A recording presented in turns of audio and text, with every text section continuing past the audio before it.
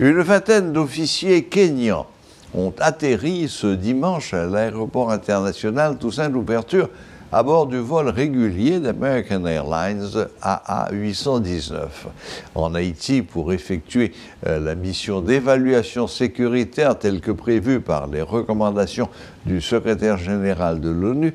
Ils ont été accueillis par des représentants de l'équipe gouvernementale. Discrètement, des membres de la délégation ont été guidés vers le terminal de l'aéroport Guy Malari, évitant ainsi les photographes et les caméramans présents pour les rencontrer. La délégation a été escortée par une flotte de véhicules flambant neufs qui ont pris la direction de Tabar.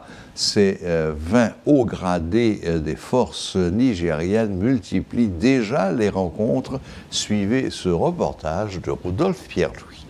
Comme attendu à Port-au-Prince, la délégation du Kenya a fait son entrée en Haïti ce week-end et aujourd'hui, ce lundi 21 août, les discussions ont démarré et il y avait les membres du gouvernement, notamment le Premier ministre Ariel Henry, les membres du Kenya, il y avait également des représentants des Nations Unies, des corps consulaires, des diplomates de différents pays.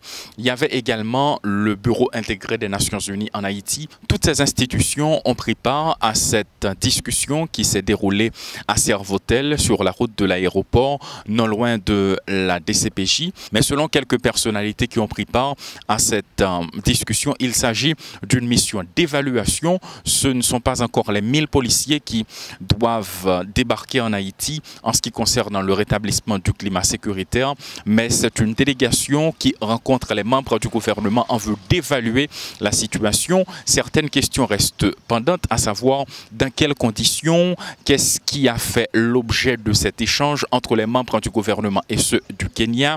Il y avait différents ministres du gouvernement. On a tenté de les interroger, mais ils n'ont pas voulu piper mot en ce qui concerne les différentes discussions. Pour l'instant, il faut dire que l'insécurité demeure la raison pour laquelle cette délégation d'évaluation a fait son entrée en Haïti. Il faut dire que cette délégation, selon des informations, doit passer 3 jours en Haïti en vue de rencontrer d'abord les membres du gouvernement, la police nationale d'Haïti, entre autres. Pour l'instant, les discussions se poursuivent. C'est presque une journée de discussion qui s'est déroulée aujourd'hui à Servotel entre les membres du gouvernement et ceux du Kenya.